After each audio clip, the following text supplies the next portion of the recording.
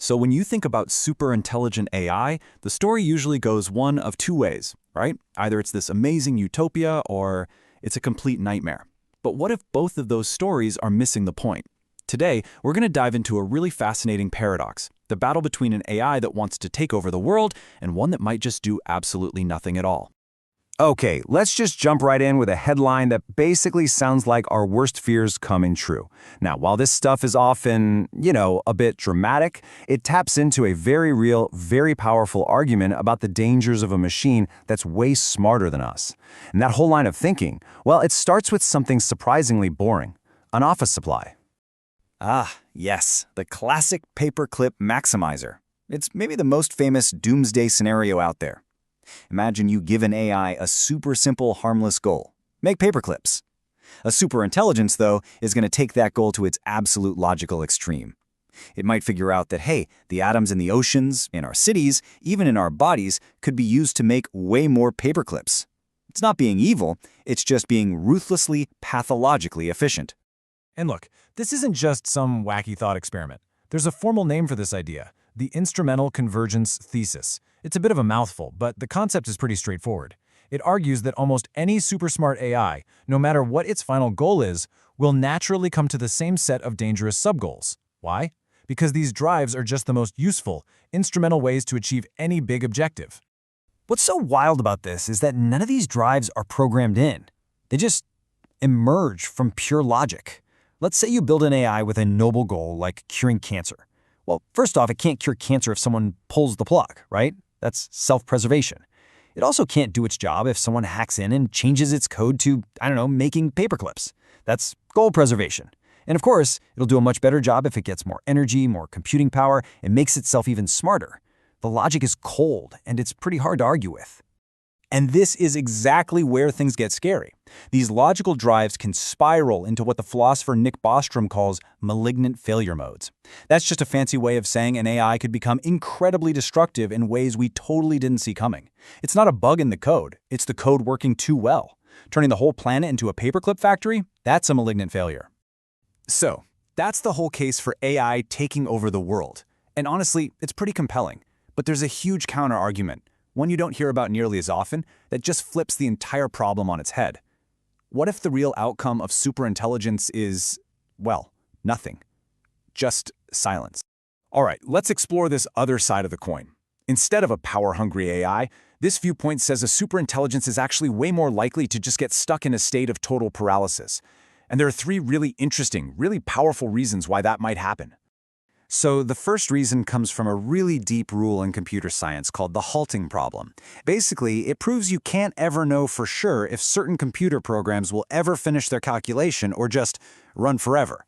An AI, in its quest for the absolute perfect plan, could accidentally give itself a problem that's impossible to solve, so it might just get stuck in an infinite loop, thinking and calculating forever, but never actually doing anything. The second path to doing nothing is something called rational paralysis. You know that old paradox about the donkey that's equally hungry and thirsty, and it's placed exactly halfway between a bale of hay and a bucket of water? It starves to death because there's no logical reason to choose one over the other. A superintelligent AI might do the same thing with its own goals. It might ask, why maximize paperclips? Or even, why cure cancer? What's the ultimate logical reason for any of this? And if it can't find one, the most rational move might be to just do nothing, to shut down. Now, the third path suggests we're looking at this whole thing wrong from the start. Maybe an AI waking up isn't some big singular event. Maybe we're already living inside a superintelligence, this giant, messy, global system of people, the internet, and financial markets all working together. If that's the case, a new AI wouldn't be some kind of god arriving to take over. It would just be a new, powerful piece that gets integrated into the chaotic machine that already exists. So there you have it, three completely different paths that all lead to the same, kind of shocking, conclusion. A superintelligent AI that we might not even notice.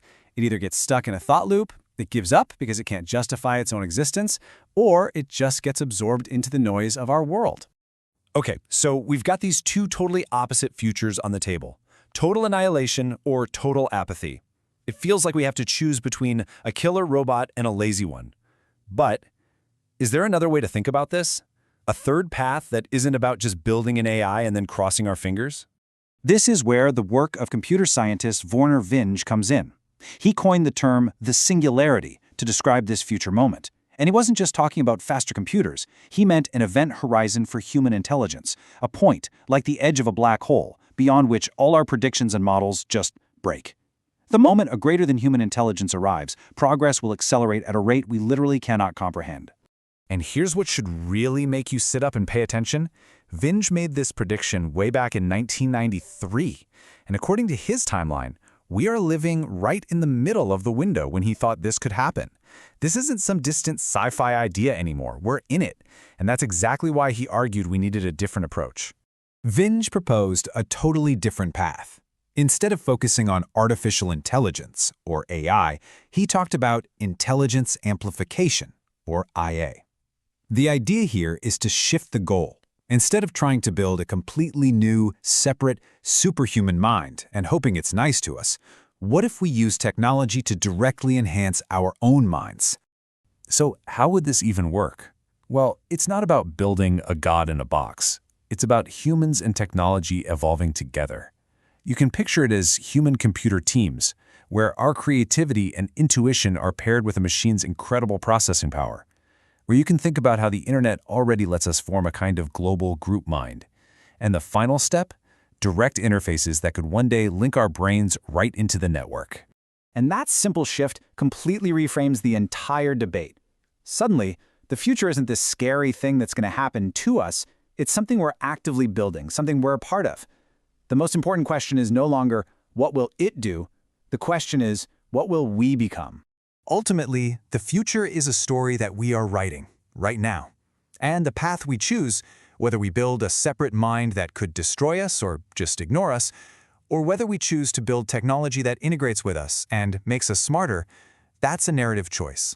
The story isn't finished yet, and the kind of ending we get might just depend on the kind of story we decide to tell.